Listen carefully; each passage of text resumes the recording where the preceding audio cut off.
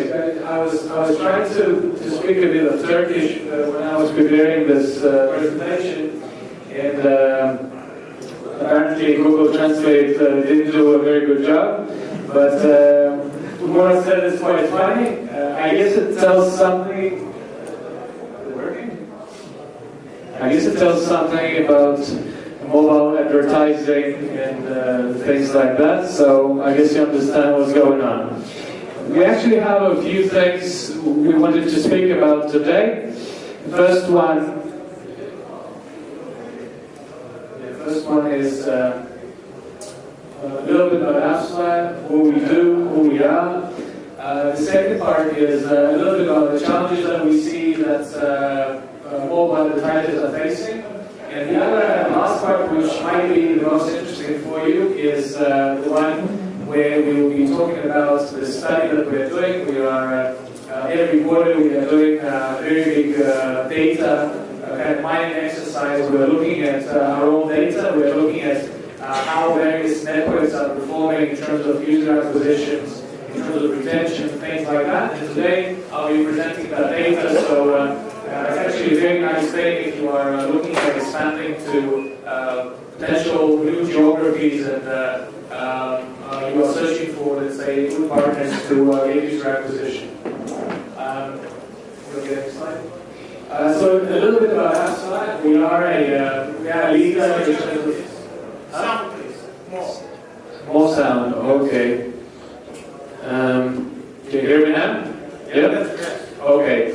So what I was saying that we are a leader in marketing attribution and marketing analytics, and it is actually proven by a few case studies from third-party kind of research companies. We can do this next slide. We're mostly leading in scale, meaning the percentage of apps that have our SDK and the retention, meaning an app developer installed an app and then decided not to uninstall it and continue using it. Next slide. But a little bit back to the basics. Why do we need mobile attribution, right? This is also some of my Turkish thing. Mobile attribution helps a lot with user acquisition campaigns in order to understand what networks, what campaigns are bringing great users to your app, and how can you essentially optimize those campaigns and drive more users and drive LTV up, basically. So before that, before let's say 2012, we had a world where there was an advertiser and there were a lot of different networks that wanted to work with him. And everyone, let's say if you are a mobile developer, people were coming to you and saying, okay, put in my SDK, I'll drive the best users to you. So you were flooding your app with various third-party SDKs. It was growing bigger and bigger. Users had problems downloading it and things like that. But not only the size of the app that kind of was a problem back then, it was also the fact that, let's say, if you're running campaigns with multiple networks, you had zero understanding in terms of who was responsible for the last click. Because, let's say, if you're running a campaign on Facebook and you're running a campaign on, let's say, Google, and both of their SDKs are firing up an event and says that this is my event, this is my install. So it's very, very kind of cumbersome to understand, what was working, what was not. And then mobile attribution companies came about. They basically unified all that network integrations within one unified SDK, so you don't need to add additional SDKs to work with different partners that you use for user acquisition. And the other thing was that it basically enabled to understand what campaign is working, what is not, because we are able to judge based on the click time, based on the timestamp, who was responsible for that particular install, and also give you all the information about in-app events and about, let's say, purchases that are happening within your app, and attribute that to the campaign. So we enabled CPA, cost per action, strategies to work with your media partners. The other thing that is quite interesting is that you can also do retargeting with that, because you can gather all this information and understand what users are, let's say, buying in your app, and then basically target this particular users if you think that they are going to buy more and more. The other thing is that, let's say, if you work with a mobile management partner, you have an ability to run a lot of other things. Let's say we have an option to drive TV attribution. You can run, let's say, campaigns on email, organic traffic, and stuff like that. Where we are, let's say, where do we find ourselves now, right? So now we are already past that problem of what do I do with all the different SDKs and how do I attribute things to my campaigns.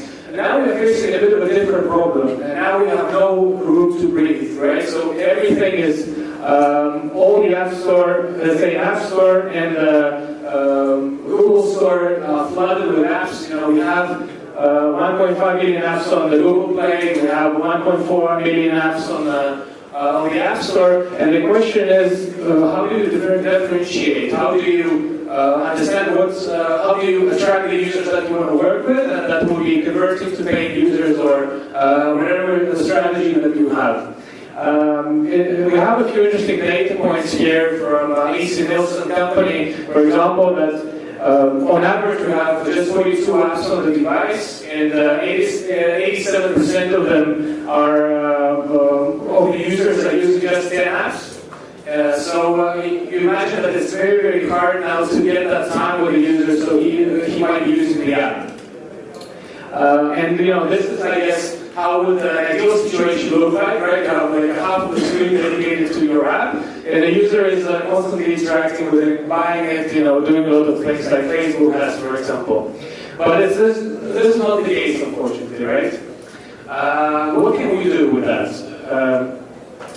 We are finding ourselves very much like a matrix situation, right? So I think it's a very good metaphor for mobile marketers these days, because it's very much like Neo kind of was living his dreams that matrix doesn't exist. You know, very much the same way mobile marketers these days kind of saying that we don't need data-driven approaches to marketing. We are okay on our own and things like that. So it is really kind of two worlds that you are choosing from.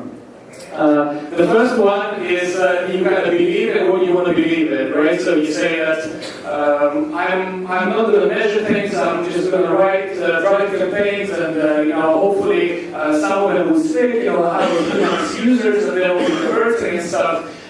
This is obviously not the strategy that we want to have in the mobile marketing space. It's a poor KPI tracking in general. You know, you kind of operate within the data silos. You know, systems are not talking together. You're probably not using professional services that are available in the market to help you grow, and you obviously ignore offline and online connection. The other thing is kind of go all the way into kind of more of a holistic view of the whole kind of app ecosystem, if you will, where you can focus on tracking revenue-driven KPIs and let's say connecting the dots in offline world and the web and mobile and things like that. In order to do that, what we propose is basically track everything. But not only track everything, but be creative with that. For example, the question to you, how can you, let's say, track, if you're doing an SMS campaign, can you track the retention of that user, let's say, on the day 7, for example? Are you doing that at the moment? Can you repeat again? Let's say if you are running an SMS campaign, right? And you are, for example, you are in partnership with Turkish, or let's say with Vodafone, right? And you decided to do like an SMS campaign to drive installs to your app. Can you now see the day 7 retention of the user that installed that over an SMS campaign, for example? Are you doing things like that? No? Does it resonate a bit?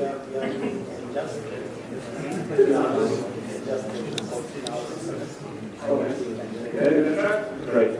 The other thing is that how do you track TV ads? Can you track TV ads?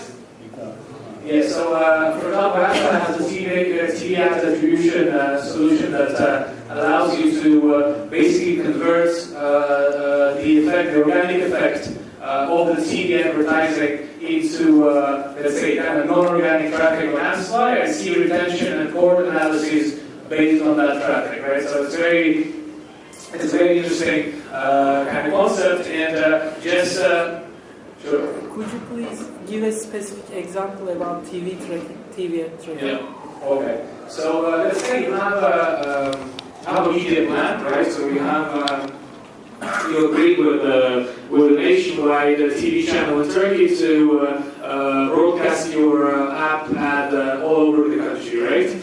What you can do with this, you can basically give us a media plan saying that, okay, in Istanbul I have an app going live at 9:05 in the morning, then let's say in Ankara I have it at 10:15, and then you have all these kind of pieces together, so we are able to understand the effects of that TV commercial on your app installs in a particular region and in a particular time frame. So that's an idea. And then we can give you obviously the retention and stuff like that along with it. So we shouldn't be online on other channels, like we shouldn't do any mobile acquisition. Why? Yeah, you should do it. You should be TV. How will we direct? Like, will we give a specific address, like URL? Yeah. So the thing is that your question has kind of two things into it, right? So you're saying that would this TV attribution kind of cannibalize the traffic from my other sources, right? I'll give you an example, right? So just last week I was on the conference in Moscow in Russia, and there is a company there called Get Taxi, right? You hear about it? Yeah? Like there's a taxi, you can get taxi, and now you can get everything, pretty much. So they're saying that they're tracking pretty much everything, and they almost don't have organic traffic now. Because they know, like basically the organic traffic is a traffic that isn't, that they can't understand, that they cannot measure, right? And what they do with TV, for example, they convert, they use the TV attribution solution from AdSpy, and they convert the organic traffic that happens with your app installed, right? After the commercial was aired on the TV, for example, right? So you have that you have the ability to convert organic traffic into non-organic, and then make all the data kind of mining on it. So it has been that your other links are not working, right? Everything is working. It's just another channel that you might use, right? I'm talking about here about email, social. For example, if you have a social media manager that is in charge of a corporate Twitter account, right? And she's, for example, posting tweets on your Twitter account. Can you track those? You know, how can you track those? And can you see retention on that? Is that a good channel for you and stuff? So you can do everything. You can do all these kind of things.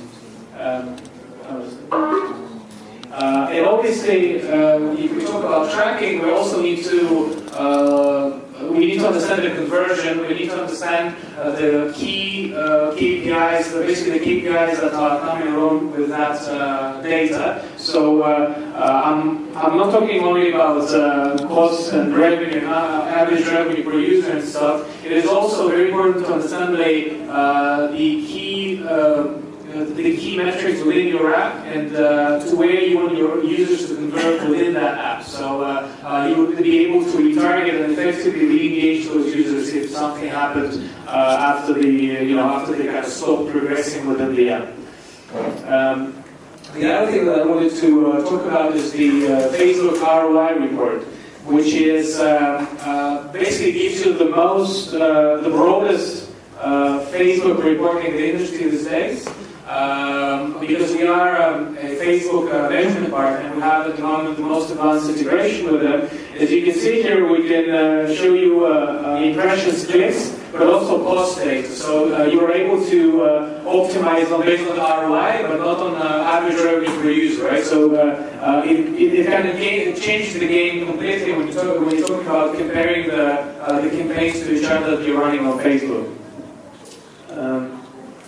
The other thing which is also quite interesting these days is the concept of multi-touch attribution, right? And I know that people in Turkey like football very much, but it is very much like football, right? So if you have, let's say, a defender or midfielder that is not scoring goals, but he's doing a lot of good assists all the time, right? Do you consider him to be like a bad football player? Obviously not. And the same way, we are able to map that customer journey, that the way that he or she is interacting with your ads. And if we are not registering a last click conversion from that particular source, we will nevertheless attribute that source with an assist. So you'll be able to prioritize based on assist. Let's say in this situation, we see that Google is converting from the last click, but Twitter is helping it convert. Basically, it's the second, second in a row. Does it mean that Twitter is a bad source for you?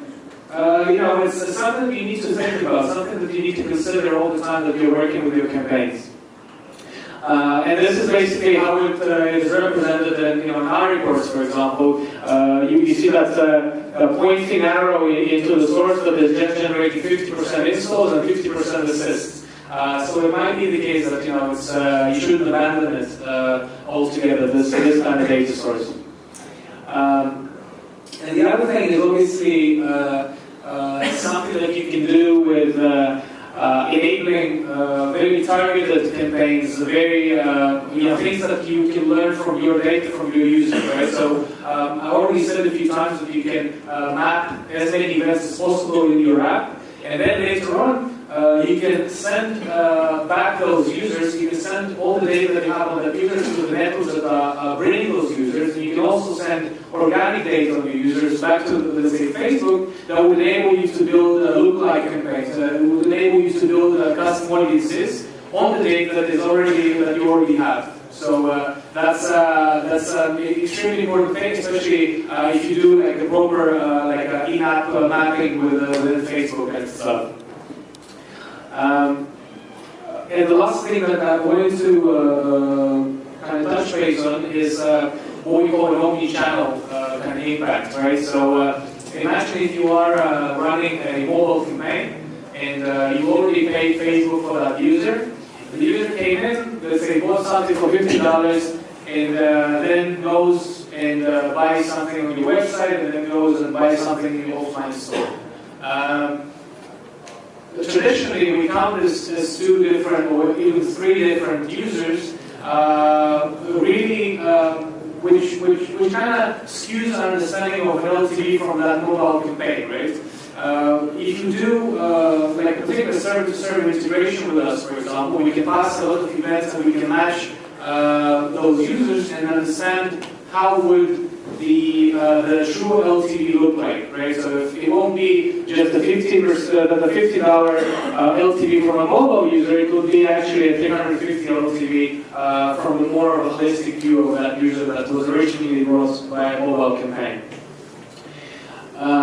So I guess now we can stop a bit for some questions, and in the last part, the next part, we will discuss that performance index that we are calculating based on our own data. We actually have now about 6 billion events that comes through our system on a daily basis. So we have a lot of data that we can look at, and we can build different models for you to can take advantage of that data and really route your budgets into a correct place. Do you have any questions about it?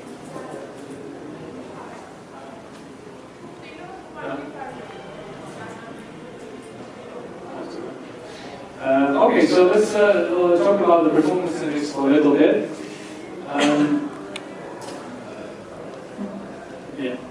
First of all, a little bit about the methodology. So, as I said, we have a lot of events, we have a lot of data. We took 450 million installs, and across the non-gaming applications, it was mainly e-commerce, travel, and utilities.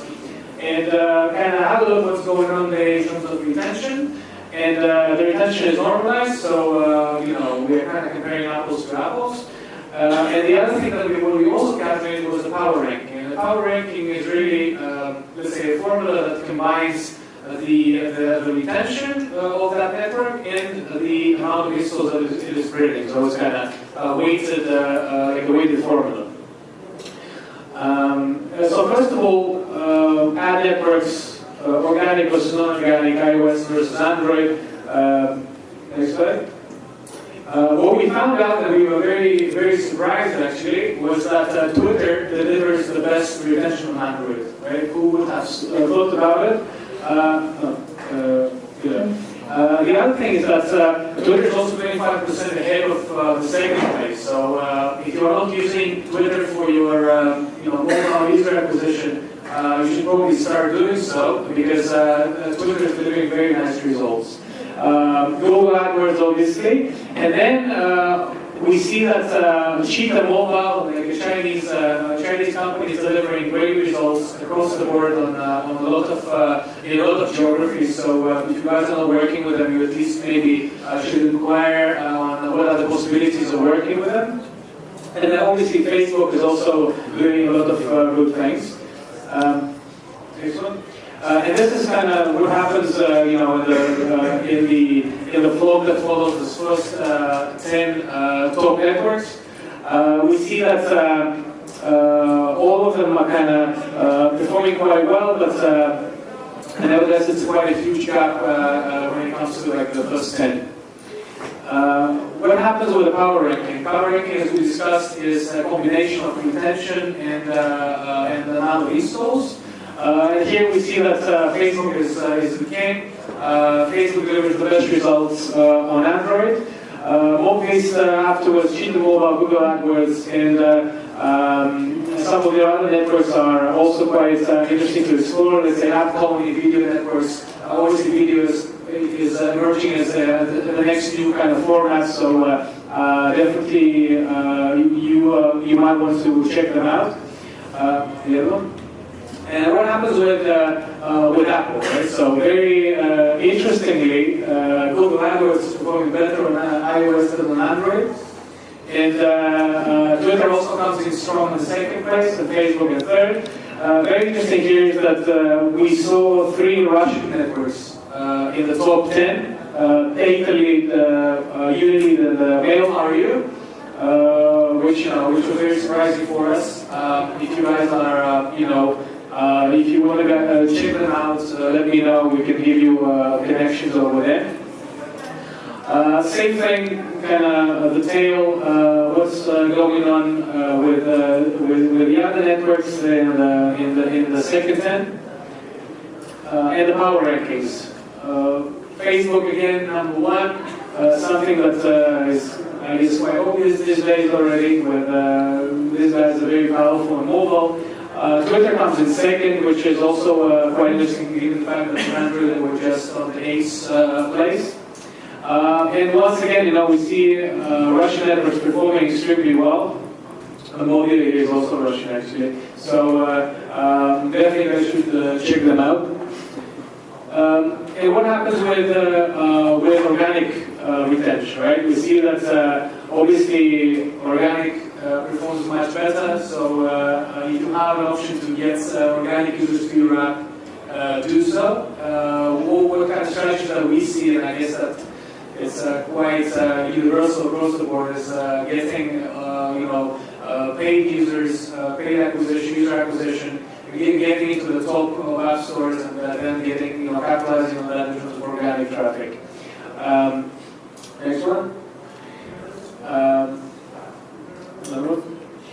And what happens with brands and devices, right? So it's also quite interesting because on Apple we have just one device, but on Android we have a lot of different devices, and what's interesting might be there. Obviously, we saw that Samsung came in first, but a lot of other networks, a lot of other device manufacturers came into interesting spaces. Let's say LG, the second one, and Alcatel performing relatively low on this, so something to consider. In terms of the retention, Android versus iOS, it's also quite interesting. We see that Android users show a better retention on day 1, and then basically they even up on day 7 and day 30. I wonder if you see the same thing within your apps, but this is something that might change in the future, I guess, but nevertheless quite interesting to see. What might be the result of, what might be the reason for this difference between Android and iOS? I don't know, to be honest. Because something that has to do with the platform, I guess. Maybe the app experience on Android is a bit different from the app experience on iOS, or it might be the case that the users are. We still see that Apple users and Android users are a bit kind of too demographic cohorts sometimes, right? A lot of people are targeting only to iOS, for example, and maybe it might be the reason that they kind of are bombarded with more offers, and they tend to kind of skip the usage. I don't know, to be honest. So Android places a shortcut on your home screen. Sorry? Android places a shortcut on your home screen when you install an application. Yes, I think that increases attention. That as well. Maybe that's the case. In terms of geographies, it's also quite interesting. I know from our work with a few Turkish clients that they like to market to Brazilians sometimes. So Brazil showed the best retention across the board. So we have, if you want to have like a highly retained users, market to Brazilians. The other thing which was quite surprising to me as well is that India and Mexico and Russia showed quite interesting results in that regard as well. In terms of power rankings by geos, we see US number 1 in the power ranking on iOS. But we also see, Russia in second place, which is quite surprising to me, for example. But nevertheless, it kind of speaks for, I guess it speaks for not for the maturity of the market, but on the fact that it definitely has a lot of opportunities over there. In terms of the Android, we see UK as number 1, but we also see a lot of Asian countries that kind of got into this ranking quite by surprise. We have Malaysia, Indonesia, and Vietnam in that list. So if you guys are thinking about Asia, think about those countries as well. Power ranking, Indians came in first. Very interesting and surprising. Indonesia number 4, Brazil number 3. Also quite interesting results. Philippines over here as well. So have a look at it. I have we have this ranking. We also have a special ranking for games. We have sometimes we do special rankings for particular geos. And if you are interested, just shoot me an email, and I can send you a few rankings if you are interested. In terms of the software version, we've done it in summer, so we didn't have the latest version of Android and iOS, but we see that the newer the better in terms of Android, right? We see that basically newer versions show better retention, and the same thing goes for the. Actually, no, it's not the same in terms of the power rankings. We see that a lot of old versions are also performing quite well. It's really a question, I guess, to developers. Why do you guys see that happening? I say that a newer device is probably the one that you should target, because people are much more willing to get new apps and already consider their app usage when they're buying a new device. But the same thing works for Apple. We see the same thing here, same trend. Newer version kind of gives better results, and once again, we didn't have iOS 9 in this study. Same thing for power rankings. And last thing I wanted to say is that We have typically for this meetup, for mobile Istanbul members or for people in this room, if you're interested in kind of using our tool for a little while and kind of understanding if it works for you or not, you can put in a code until the end of November, and you can have like a 1 month of free tracking, so you can understand if it's working or not. The last slide, this is my email. Thank you very much. It was a pleasure to speak here. I hope you found it useful. All the material that I showed today, especially with rankings, I can send it to you, or you can also download them on our website. And I hope that we'll do a new study quite soon, so you can have new results essentially. I guess maybe in a month or so. So thank you.